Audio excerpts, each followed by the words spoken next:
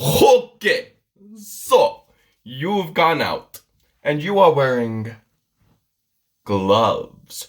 Good job. You're not spreading your germs. You're not spreading your germs. Why the emphasis on the your? Okay, let's take a look at this. So first, you stop at the grocery store to get potatoes. P is for potato. It's good enough for me. C is for clean, and that's what we should be. Okay, so now you've stopped at the grocery store and gotten potato. Next stop, la-di-da, la-di-da. You've gone next door to the liquor store and gotten alcohol. What? This is grain vodka. I thought I got potato vodka. Oh man, grain vodka isn't Passover for kosher. I mean kosher for Passover. I'm gonna have to go without it for 8 days. Good thinking, Mike. So anyway, then you're done with the liquor store. By the way, this has lasted me about 2 months now. I do not drink much. But anyway, so I'm definitely not finishing it in the 1 week before Passover. So anyway, we're done with the liquor store and we go over and get some soap. Soapity soap, soapity soap, good to keep you clean, yay! So now we've got some soap. Okay, maybe we didn't go to the drugstore because this is Wegmans brand, but let's pretend that it was in a different store than where we started. So now, you're done with the drugstore, you go over to the office supply store to get envelopes. Please do not get envelopes that require licking during the current crisis. Okay, so now you've gotten your envelopes and you're on your way back home, right? Right. And as you're driving, you pass by a farmer's market and you see more potatoes! Oh, oh, oh! And you're like, I need to get more potatoes. I need to get more potatoes. So you stop and you get more potatoes, okay? But here's the thing. These gloves that you've been wearing since you left your house, they have now picked up germs at the grocery store, brought those germs to the liquor store, brought those germs to the drugstore, that is totally not also the grocery store, brought those germs to the office supply store, brought those germs to the farmer's market.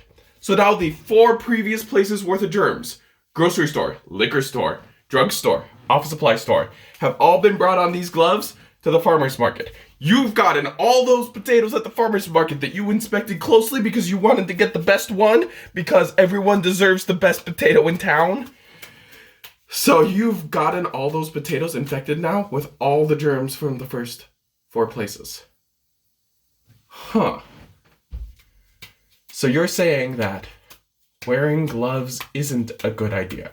No, what I'm saying is wearing the same pair of gloves throughout the entire town is not a good idea because you're just going to spread germs the same way you would with bare hands if you didn't wash them. So what's the solution? Either bring enough gloves and keep them sanitary that you can change them between each place, or simply wash your hands the way everyone's been saying. Is that so difficult? So anyway, let's say that you do, you bring enough pairs of gloves and keep them in a place that's at least, clean, that you can change them before each new place. You also don't want to be using the same gloves that you used in your car, touching that steering wheel and everything, to then bring those germs into the places and such. So really, gloves are not the best option. The best option is to simply wash your hands before and after every place. But if you are going to use gloves, you need to change them between each place. And every time you change them, wash your hands.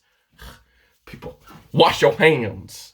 So anyway, now to show you the proper way to take off gloves without getting all the germs on the outside onto you.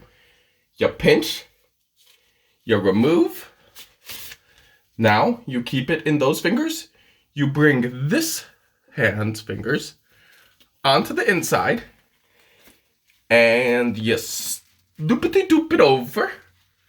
And now you have never touched the outside. And you throw it in the garbage.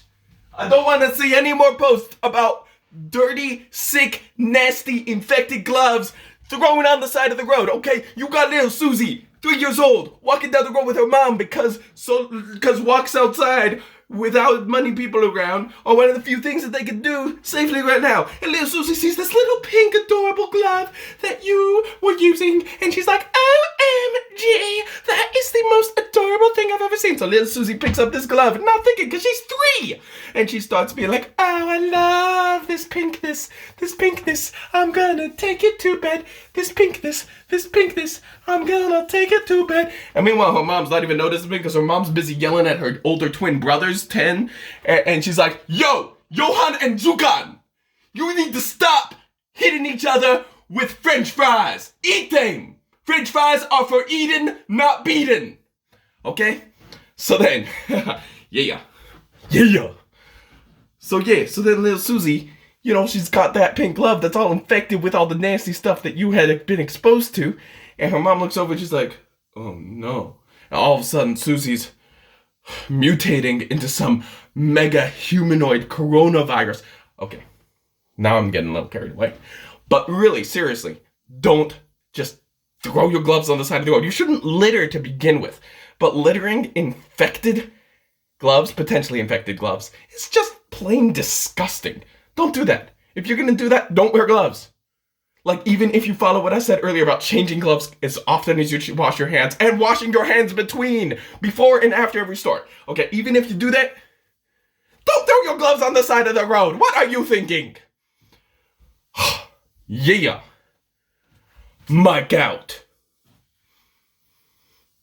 Baruch atah Hashem, Elokeinu melech haolam, Borei peri ha'adamah, Yum! Ah!